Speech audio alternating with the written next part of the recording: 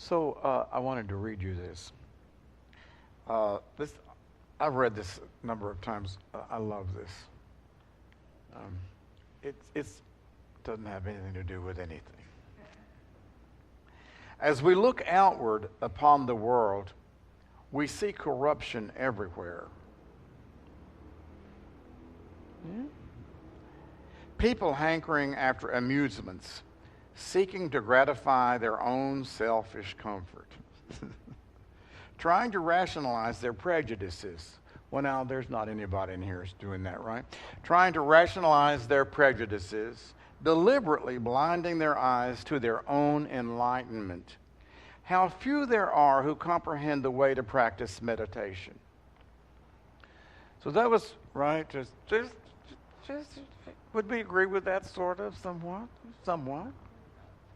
This is written by Bhikkhu Wanzu To, I can't pronounce his name, about 1,000 years ago in China. So, my, how things have changed.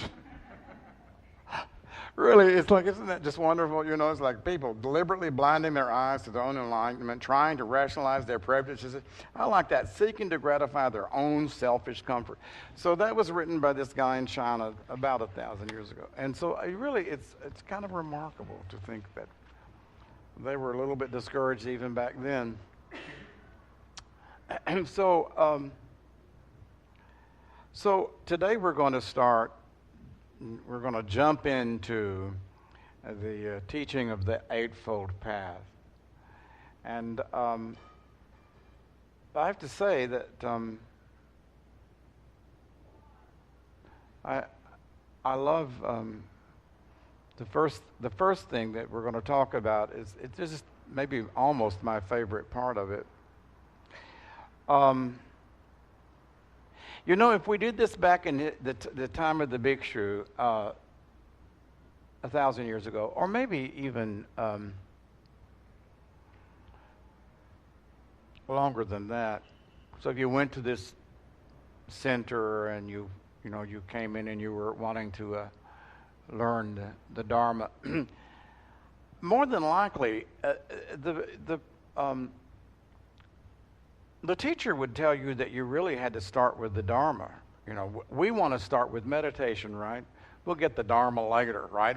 Let's get in there and let's get to sitting and get that enlightenment going, right? And so, so that maybe they can lay a little bit of that stuff on me later, maybe, so the Four Noble Truths, I don't know exactly what that is, but I'll learn it later.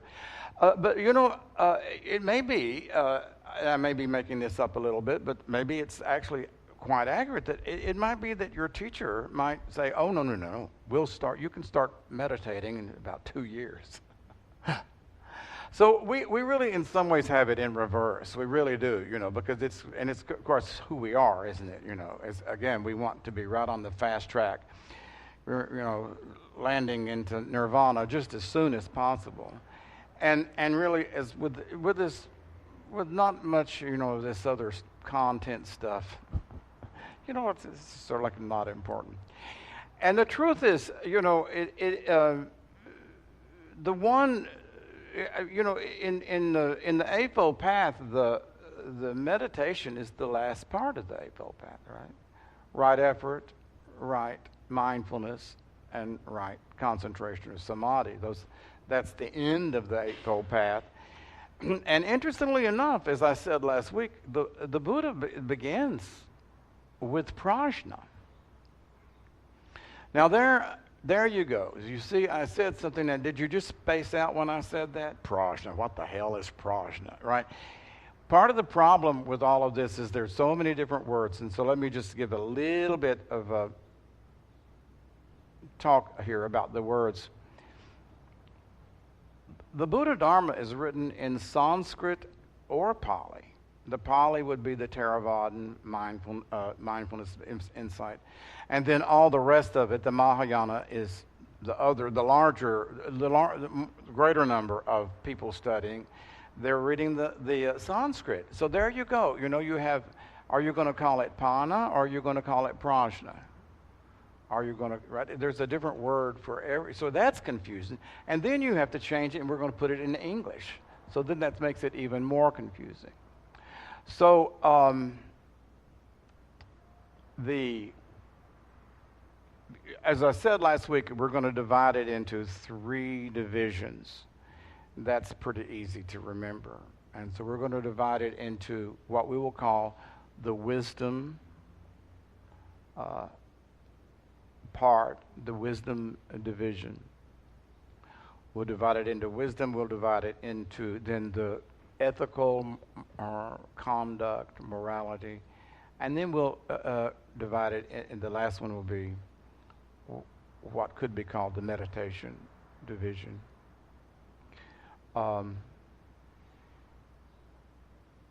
It's called samadhi. I'm not going to sing that song again. When the moon hits the sky, it's a big, like a big piece of pie. It's samadhi. See, I didn't do that. Well, so far, I mean. So I wanted to say that one of the really fascinating things is, if you think about this as a living organism, right? If you think about the Eightfold Path, it's something that's alive and living, just like an organism. It's almost like wherever you plug into it, or even like stepping right into the flowing water, it's just this constantly moving thing. And of course, our discriminating mind doesn't like that at all, does it? We want to lock it down, right? And say, well, this is this, this is this, and this. But it's not this. It isn't the case. And if you grasp that, if you start to get it that way, it really, I think it opens your mind a little bit. Brian who started sitting with us in the last year, he'll come up and he'll say, well, what about this and this and this and this? Asking questions about even Long Beach meditation. And I'd say, we've been doing this since 1993, for God's sakes. I mean, it's like it's always changing. It's never the same. And so, like, you can take a snapshot of it in this moment, but even that is just like this evolving thing. So the Eightfold Path, if you think of it as a living thing, as a living organism that is constantly changing, and not try to, glom onto it as a static sort of thing, it really can sort of open your mind a little bit. And here's another way to say it. The traditional way of thinking of the Eightfold Path is a circle, a wheel, right? It begins with right understanding and goes to right thought, around, all the way around, and then you come back to the beginning. But in a way, it's really a spiral. It's not even a circle. It's a spiral, and that each time it spirals around, it's a little bit more subtle. It's a little bit more profound. And so that wherever you plug into it, it's just a temporary place because you're going to be spiraling on. And so everything that I'm going to say to you today about the first step, the truth is, I'll give you a couple of examples. It just will, that 2 years from now, you can say the same thing and say, gee, that was awfully elementary, what I thought about it 2 years ago, because it will just change. It will constantly change. Right understanding or right view is what you know right now and what I know right now. It will just change, and it will evolve as we go through. It's quite it's amazing and it's wonderful. So that said, I want to also say then again about all of these words. I'm sort of old-fashioned. That's kind of sad to say. That just kind of hurts me a little bit to say. So, because I learned this as right understanding. Right now, the soup du jour, I mean, more teachers than not call it now right intention. But now we've gotten to the point that we no longer even call it right intention, right view. We call it wise understanding, wise view. So, Lord have mercy. It never stops. Everything changes and evolves. So I want to say that the reason why I love the word right, and I know that's hard for some of you who are liberal. I think that's really why some people have a hard time with that word. It's I'm right and you're wrong, right? And the subtle meaning of sama, it's samaditi. That's kind of southern, samaditi. It's samaditi. Samaditi. It would literally, it would literally mean right seeing. That's why a lot of people translate it now as right view, because the word diti, it really means seeing, to see. So in some ways that really makes a lot of sense. And also, as I'm going to share with you, seeing is to see, let's say to see things as they really are, to see life as it really is without our projections, and as I said about 2 weeks ago, our relentless cognitive distortions on the face of reality. To see reality as it really is that's, you could say, that's a lot of what the Buddha's teaching is, and certainly the first thing. So here's the way I understand the word sama. The old Quaker hymn, when true simplicity is learned, to bow and to bend, we won't be ashamed. When true simplicity is gained, we won't be ashamed. To turn just right until we come down. To turn will be our delight. That's it. To turn will be our delight until by turning we come down right. I finally remembered it, didn't I? Isn't that beautiful? To turn will be our delight until by turning we come down right. That's so beautiful. That's what right means. It doesn't mean I'm right and you're wrong. It doesn't mean this is right and that is left. It means coming down right into this absolute place of centeredness, this groundedness, so that you're seeing true. So that's what they meant by right. I mean, of course, they did not have to deal with Republicans and Democrats, right? So if you prefer wise, it's not a bad substitute for the word right. But that is the real meaning of right, that it is this centeredness, this groundedness, that actually includes what we call right and left. So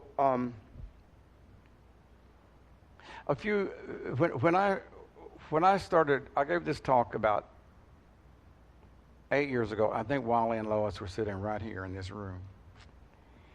When I gave this talk a long time ago, I had this bright idea. I thought, this is so damn confusing. Let's make a T-shirt out of it. That's what I always do, is let's make a T-shirt. And so then I sat down and I made this. I thought, so I'm going to create a Dharma tree. We're going to sell this thing at the benefit. I'm going to draw a Dharma tree. I was so pleased with myself, right? And so then I had these roots right in the bottom of the tree, these great old big roots. And interestingly enough, of course, Andrew has now this trunk, this gorgeous trunk on our website. Little did he know, right, that I had put it in his head. So here's this beautiful, these 4 massive roots. And then out of that comes that trunk that you'll see on our website. So this is before he had that, but I already had that idea. I thought, we'll make a Dharma tree. And the 4 roots will be the 4 noble truths. What? Pretty smart, huh? Well, I've got it up here. And then I thought, so then the trunk will be the Eightfold Path, right? And then, so out comes the limb. The first limb will be right understanding, or right, what do they call it? Right view. And then over on this side, the next one up will be right thought, which Jane is going to talk about next week. Please come. Jane called and asked me if I would give her a little synopsis of what I was going to say today, and I laughed out loud. And then she laughed too, because she realized, we know.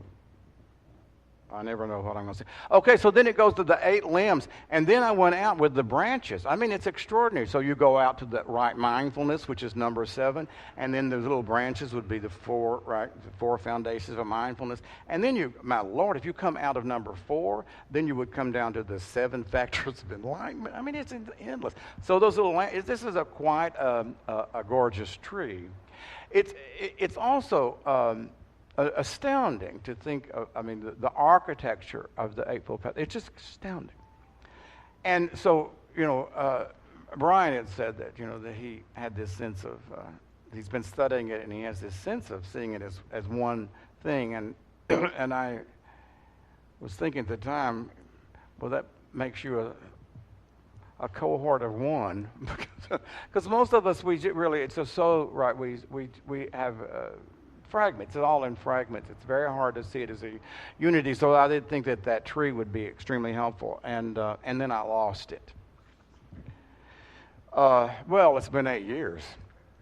So Andrew is visiting me, and so we're talking about the website. And so I say, Andrew, would you be interested in making a tree for us that, and so we can make a T-shirt of it? And I also mentioned it to Travis, and Andrew just thought it was a great idea. So he looked at the website, and I said, so here's the noble truth of suffering. Here's the noble truth of the cause of suffering, which is desire, craving. Here is the cessation of suffering, and here is the path that leads to the end of suffering, which is the Eightfold Path. So I said, so he looked at it, right? And he said, so what is the trunk? Well, I said, the trunk is the Eightfold Path. Of course, I've already said, that's the fourth root. He said, oh, well, then he says, so he says, well, then if the Eightfold Path is the trunk, then he says we need the root, the main root, to come right out of that. So he insisted that the root should come in the middle. So then he had it 1, 4, 2, 3. I said, no, we can't do that, Andrew. I said, the number 4 has to be the path, right? He said, well, why does it have to be the path? And so, because he's an artist, right? And so he's trying to draw it so that it makes sense. And I said, no, that's got to be over there on the 4th. So I really thought that was a real teaching, that how confusing it is that number 4 is number 8, right? And so he was saying that number 4 should actually come through the very center. And so he thought about it. Then he thought, well, maybe he decided that he could make that main root at the end that will go up to the tree trunk, and then 3 first roots down. But what's interesting about that is that it is true that it's a little bit confusing, the whole thing of getting through the 4 noble truths, and then you move it, and then the path is coming. Really, it's coming out of the whole thing. So Travis sent us many of you, he sent us my, this is really not going to be a very good Dharma talk, I can tell already. He sent us this link to, Dan Fisher has done a couple of Dharma talks for us. And so Dan Fisher is interviewing Byrd Glassman, who started the Peacemakers, the Zen. He's a very prominent Zen teacher.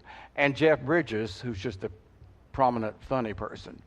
He's an actor. But if those of you who have not seen that, it's it's an hour interview. It's quite marvelous. So Byrd Glassman is, who's a funny guy. So he's talking, he just starts out and he's trying to show us what Zen is. And he says, well, he says it really should be properly called the 4 Noble Opinions. I love that. It's it's typically Zen. But it's also, this whole, what is the difference in an opinion and a fact, so that is actually what the Buddha was incredibly focused on. He said that the major problem that we all have is that we have wrong views, right? And a view is an opinion. So you might start with the first step would be right view, wise view, or right understanding. And that's what we're going to talk about. So let me just say one more thing here quickly. The first division is, if you think, the first division is prajna or pana. In Pali, it's pana. In Sanskrit, it's prajna. I say prajna because it's a prettier word. It's very sad, but it's just true. So wisdom, intuitive wisdom, transcendental wisdom. I like the word intuitive. It's not coming from the discriminating mind. It's not coming from the discriminating intellect. The Buddha is saying that there is something that is that we have this capacity to see beyond this duality of right and wrong. So he divides it. The first thing, he divides it into two aspects: right understanding or review, and right thought, or people call it intention. I'm sorry. I can't help it. Why don't we all just stick to one thing? Okay, so Jane will talk about the second part of it. And we're talking today about the first part. Remember, okay, so right understanding is actually a one part of what the Buddha calls wisdom, right? And then I call the second one, I'm going to tell Jane to say this. The second one, if you think of understanding as process, then I think right thought is content. Right thought is putting your money where your mouth is, in a sense. Right understanding is the meaning, and then it will translate, obviously, right? Whatever I believe and think, or whatever I believe, I should say, will translate into thought, won't it? My thought will come from what I believe. So right thought would be the content.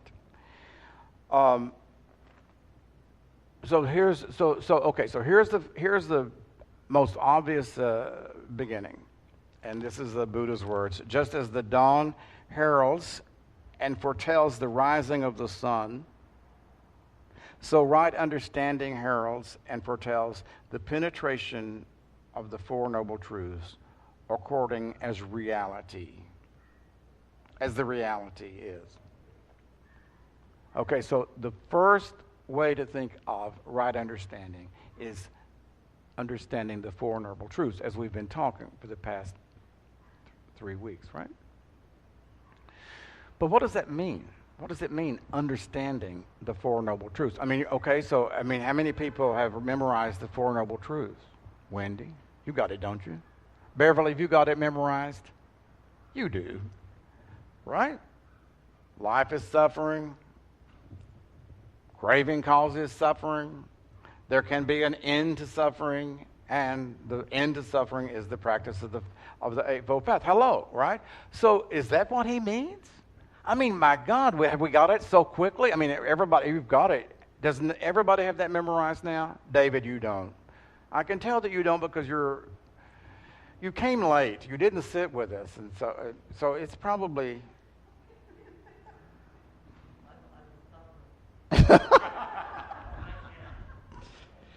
I've never known him not to have a good response. I've never known him not to.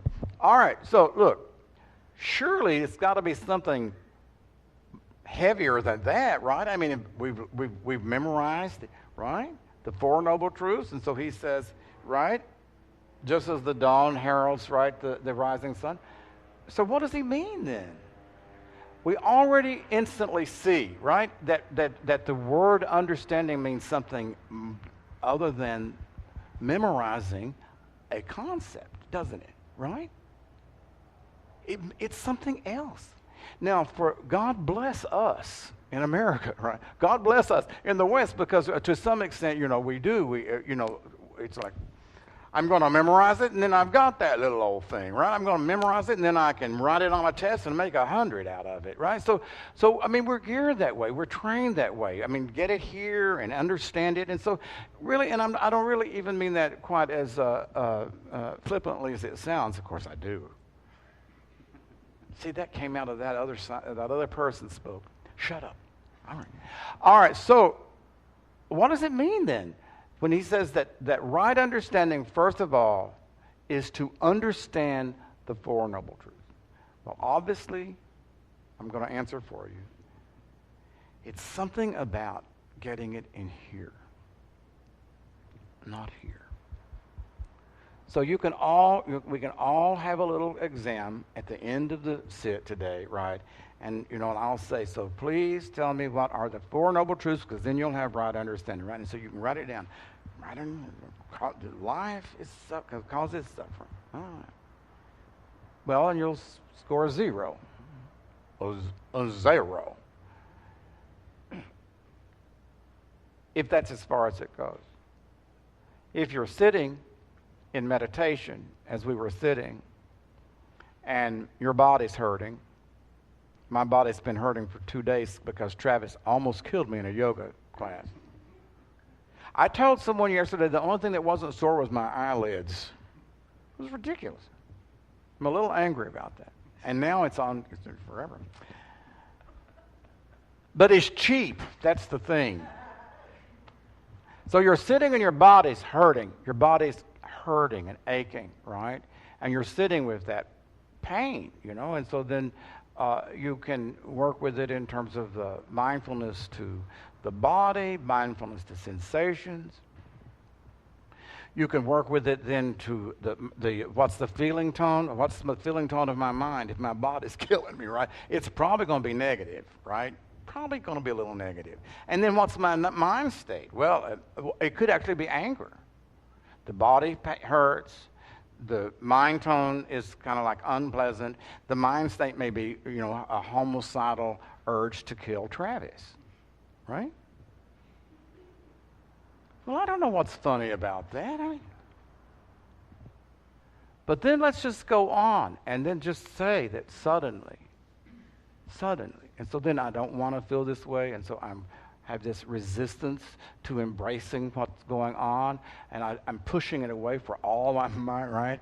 Or either that or thinking, God, I can't sit, I'm going to get up. But then what happens if suddenly there was this awareness of suffering? Not the body in pain. That's not suffering. That's just the body feeling pain. Not the mind being unpleasant.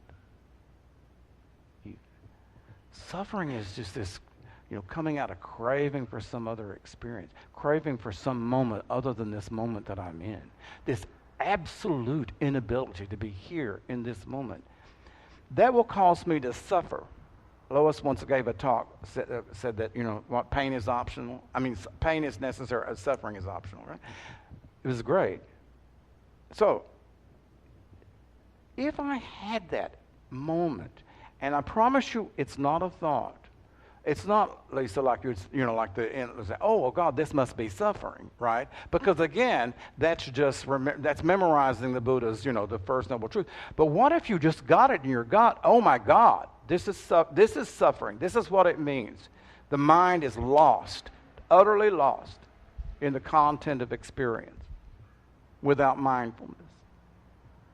That would be the beginning of what the Buddha would call understanding the first noble truth, right?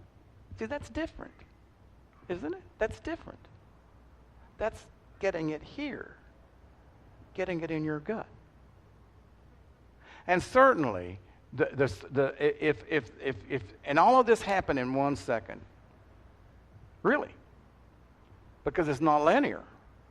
It's not like you can right and you think it out it happened in 1 second. Because the second thing that would be right on top of it was, oh my God, I'm craving. I'm craving feeling. I'm craving, right? There's a craving to not be in this right situation, craving feeling better or pushing it away. There's your second noble truth. So then what's the third noble truth? Cessation. So then there's a wonderful teaching, Chinese teaching, which I absolutely love, and I could get in a lot of arguments with most people over this. It's called Stopping and Examining. It's a great teacher. Actually, the guy that I read, he was the translator of this work, this treatise, which is written in the 500s AD. So the Chinese, those early teachers, right at the time that Zen began, they actually said that you have to stop thought. You have to stop it. You have to stop it. They didn't mean that you stop it for the rest of your life, but it has to come. So that, literally, you can bring your attention to your nose. That is one way to stop it. Sometimes it works. Or there are many different techniques. And if you are an accomplished meditator, there is an ability to somewhat stop it in its tracks. Then it doesn't mean that there are other thoughts, lower down, a little bubbling up. But that that suffering thought can end temporarily.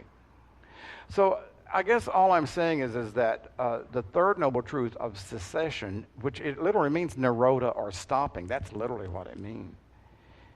So to some extent, if you suddenly had that idea that you were suffering, and then you had that, again, it's not an idea, it's an experience, and that the cause of suffering is always craving, and then you get this, and then there's this knowledge that suffering can end by stopping craving in its track.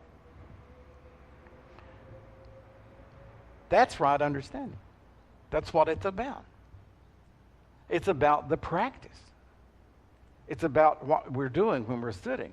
And do you see that to some extent, if you really are just absolutely gung-ho sitting till the end of time, and to hell with this other Dharma stuff, you see, I mean, it's like you're missing 50% of it. Or maybe you're missing 100% of it. I mean, in the sense that maybe every one thing absolutely demands the other. So, the Dharma, the teaching, totally infuses the sitting. It's like it's the context. It's the context of sitting. And the fact that it's hard to understand is not necessarily a good reason to not try to understand it. I got an email from someone this morning who was responding to the little Dharma corner. I had said something about like we tend to, like, if we don't understand it, we just chuck it, right? We don't I'll do that another day. And he said if no self is, he said it's not, no self is not in my face. So he said, I really have. I've just sort of like chucked it. And I thought about it. I thought, well, how could no self be in your face in the first place? So that's just the beginning. So samadhi, right understanding, begins with that key word, penetrating the Four Noble Truths.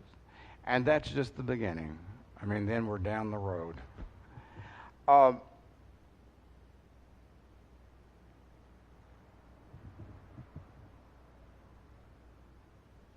So I guess I want to just go back and repeat what I said again about that it's a living, breathing thing. I guess I'm going to go to the worst thing in the world right this moment. I created a lot of ripples in the water, sending out this the essay on what Vivekananda said. Vivekananda, who's an excellent teacher out of the Mahasi Sayadaw tradition, as opposed to the famous Indian yogi Vivekananda. So when I was in Nepal 3 years ago, he said something in a Dharma talk which I just loved, and I've never forgotten it. And some of you already read this in the Dharma talk, so you can leave early. And then come back when I finish. So he said, it doesn't matter if you don't believe or understand the idea of no self. You can still practice as if it's true. And I thought about that for a minute, and I thought, my. Because I do think that many of us just sort of like say, well, I don't get that. And we just sort of put that aside, because we don't get it, of course. And who does get it? I mean, well, I'm going to say something about that.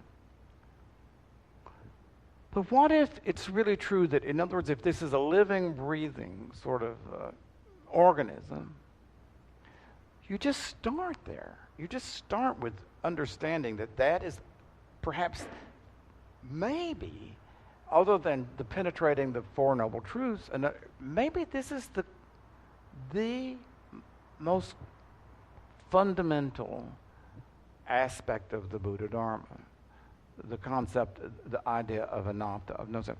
Or as some people, as Brad says, some people say, I mean, it's literally, the literal meaning is not self. Anatta. It actually means not self. We've translated to no self. So I'm not going to blab about this. I'm going to say, who cares that you don't understand it? If you accept that it is, perhaps the most unique aspect of what the Buddha taught, then you say, oh well, all right, well I'm gonna grapple with it, right? It's fine that you don't understand it, but again, to embrace this idea that it is a core part of the Buddha Dharma, it's called the three characteristics, right? So, what are the three characteristics? Well, we know the first one is dukkha, suffering. Impermanence. Who likes that? I hate impermanence. I think it's easier to like it when you're Lisa's age. But when you're my age, I think this is has an impact. And anatta.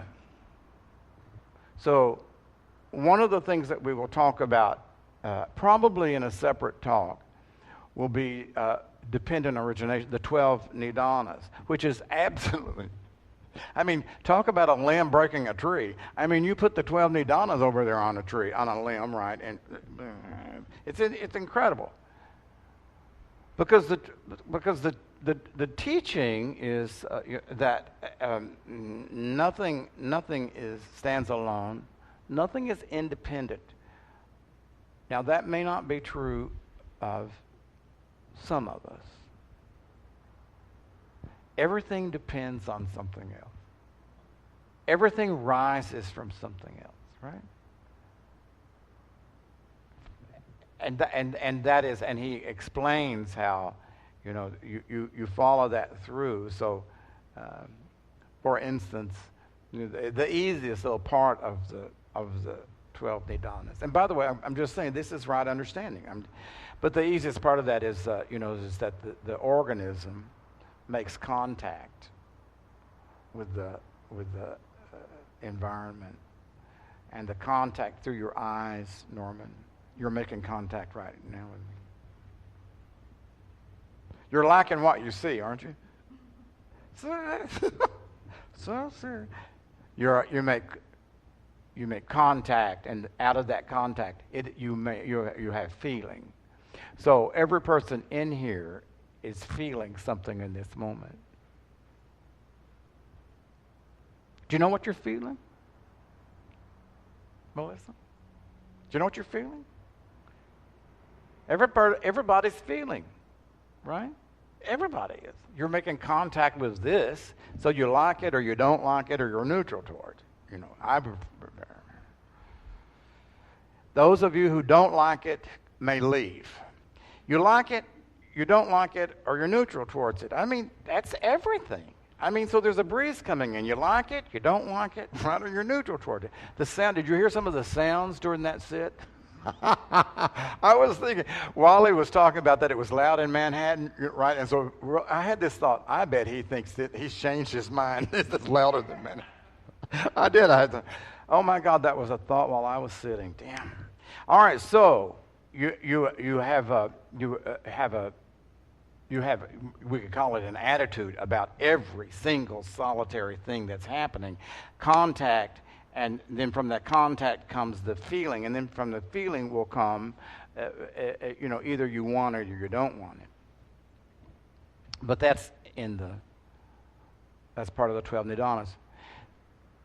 That's all right understanding. It's all coming from right understanding. The first thing, it's unbelievable.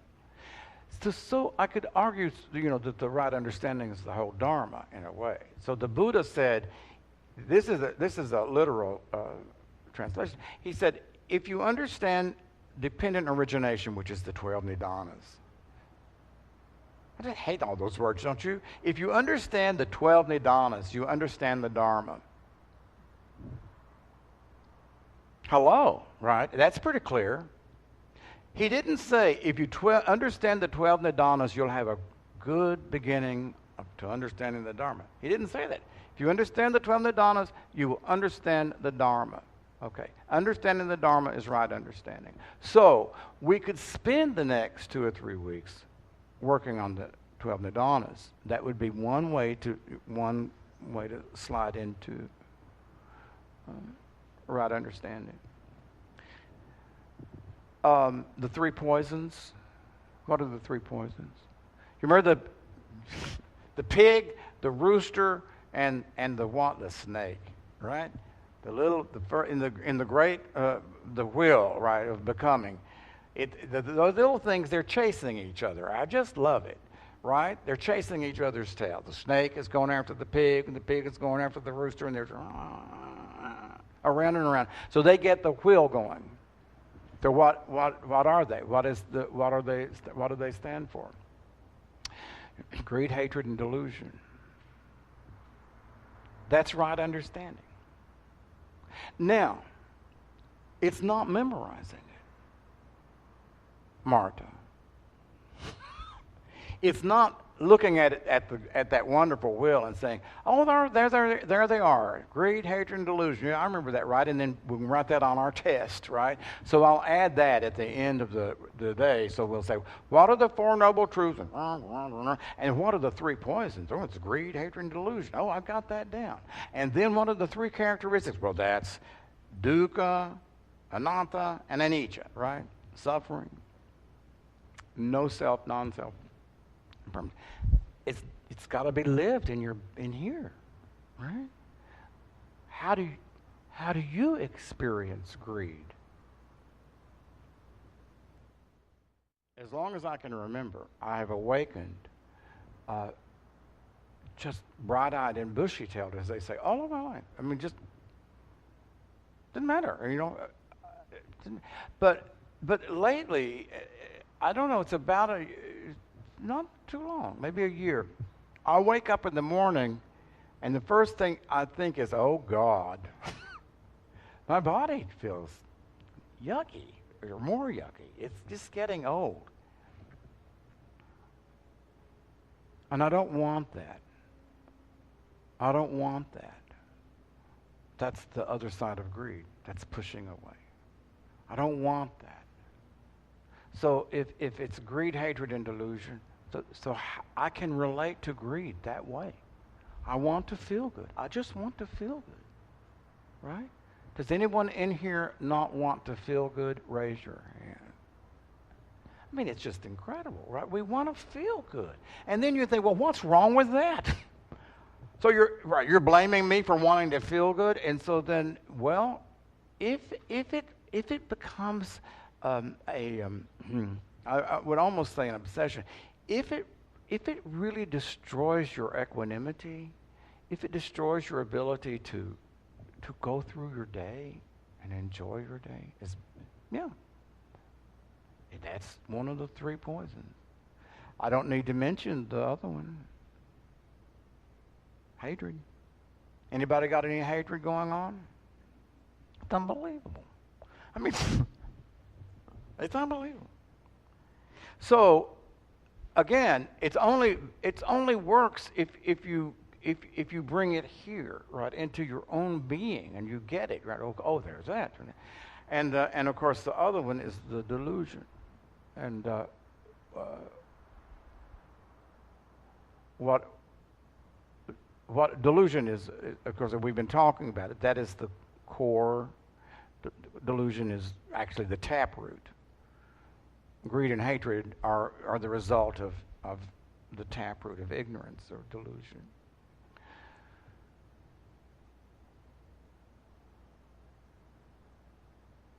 So I'm finished. I've not enjoyed this. It has not been any fun. I'm making that up. So I wanted to read. I have something else I want to read. I want to read 2 little things.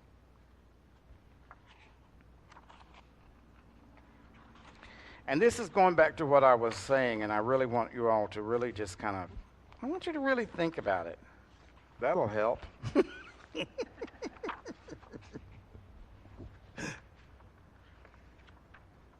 That this is a living, breathing thing.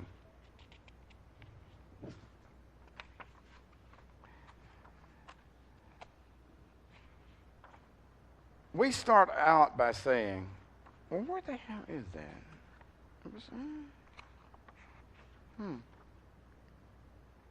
Looks like I'm not going to find it.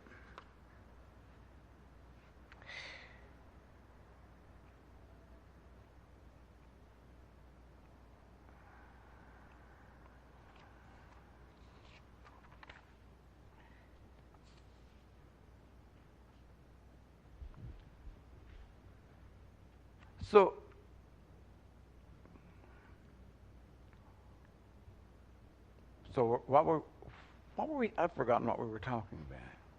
Is this right understanding, right? Samaditi.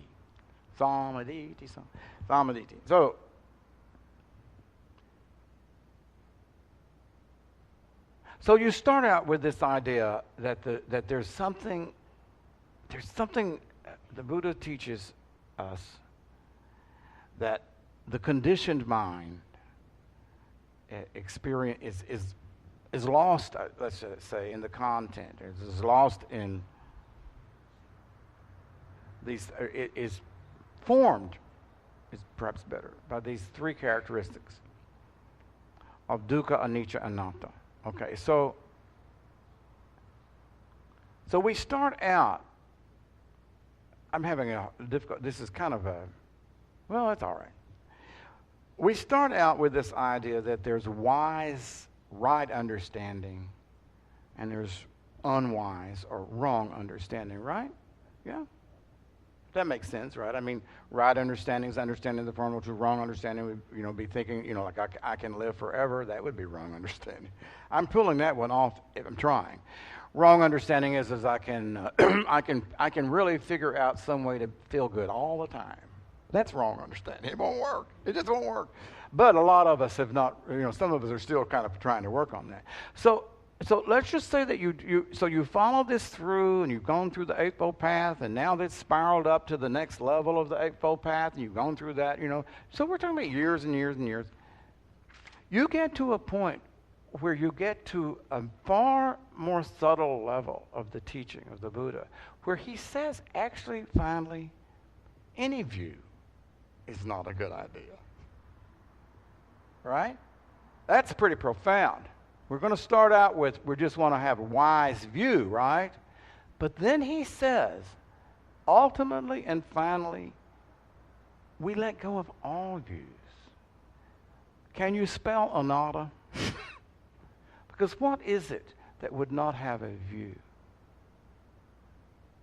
What is it that would not have an opinion, Cindy? Right? Because, as long as there's Cindy, there's going to be an opinion. And if we're practicing the path skillfully, we're going to make it a right opinion, right? And Victor, we're going to make it a right opinion, right? And Andrea, we'll make it. But what if it's really true that the work takes us to a much more transparent and much more transparent and much more transparent sense of me, so that finally there's not really anything there having an opinion? What about that? So this is said. This is Nagarjuna who says, without grasping, without clinging, without craving,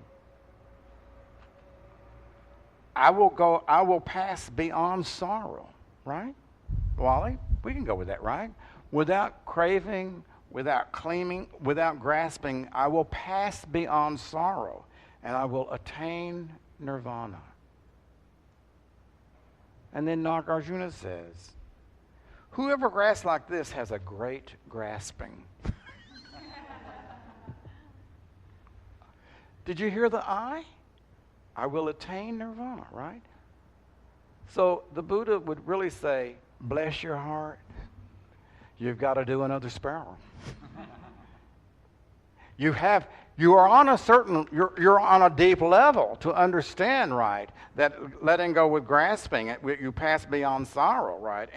But he said, and you can hear it, you can feel it. It's astounding. You can feel a person's eye. And so that which says, I will pass right into nirvana, he says, has a great grasping. It's wonderful. That's That's moving down the road. And then the other one that I will read is the same vein.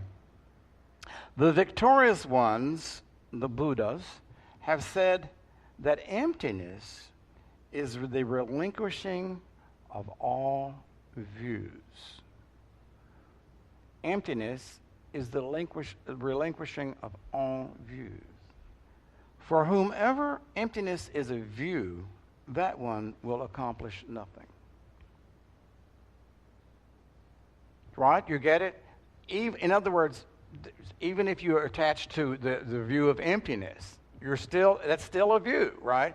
So then you've had an experience of anatta, or you've had an experience of anicca, or experience of dukkha, and then you're attached to that, right?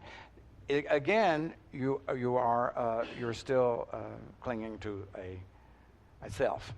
So this is really the last thing I wanted to read you all, and this is really funny. Jane we were having a benefit September the 21st, that a few of you will hopefully attend. So Jane emailed me. I was thinking about, like, we're trying to find some music, and so we never came up to a conclusion about that. But Jane said, "Well, check this guy out." So his name is Daniel Nahmod. Nahmod. So I listened to his singing, and I thought, I was a little bit envious. That's how you know someone is good, if you're envious of them. Some of you don't know, but I play the piano and sing. So I was a little envious. I thought, that's a nice voice. And he writes all of his own songs. I thought, those are nice lyrics. But anyway, he has this song called Home, and it was all right. But the chorus was, I just thought, I'll share the chorus of his song because it's kind of perfect. It's all right. I mean, the idea is kind of better, maybe. Never mind. That's the other person coming out right now. So we say so. One of the aspects of right understanding, of course, again, is that famous link, the links of the nidanas that take you ultimately to being stuck on the wheel of samsara forever. So number 9 is upadana, which is clinging, and then number 10 is bhava, which is becoming. Once you've hit number 10, you're on your way to a new life, according to me. I mean, once you hit bhava, might as well give up, because you're just going to, according to Buddhism, you've already created a new entity that's going to be born. So that's bhava. And so the great wheel of the Tibetan wheel is called the bhava chakra, right? That's where it comes from. So becoming is not really, in Buddhism, in terms of right understanding, becoming is not such a good term, right? I mean, it's like, just stop becoming, give it a rest. And if you think of it, isn't it true? Aren't we just becoming every moment? I swear, it's just awful.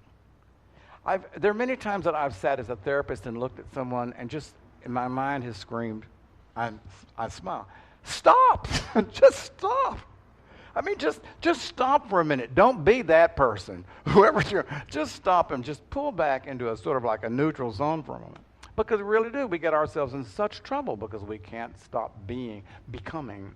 So, unbecoming in English, it's like, he's really rather unbecoming, right? Or see, that's how much we like the word becoming, right? If you're unbecoming, that's unattractive. So this really kind of got my attention because he wrote a song called Home, and the chorus is, he says, it's about unbecoming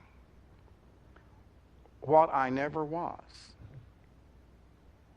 It's about unlearning what was never true. It's about unbelieving all the lies that I've been told. Unbecoming is the story of my soul.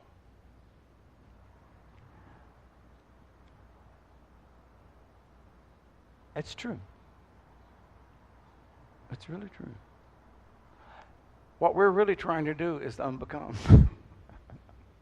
and we've got a kind of serious opponent. We've got a real opponent inside to that, because there's this other thing that's, well, who would I be? Who would I be? What would happen to me? Well, who would I be if I'm nobody? So the Buddha certainly said you'll be something quite spectacular if you're nobody.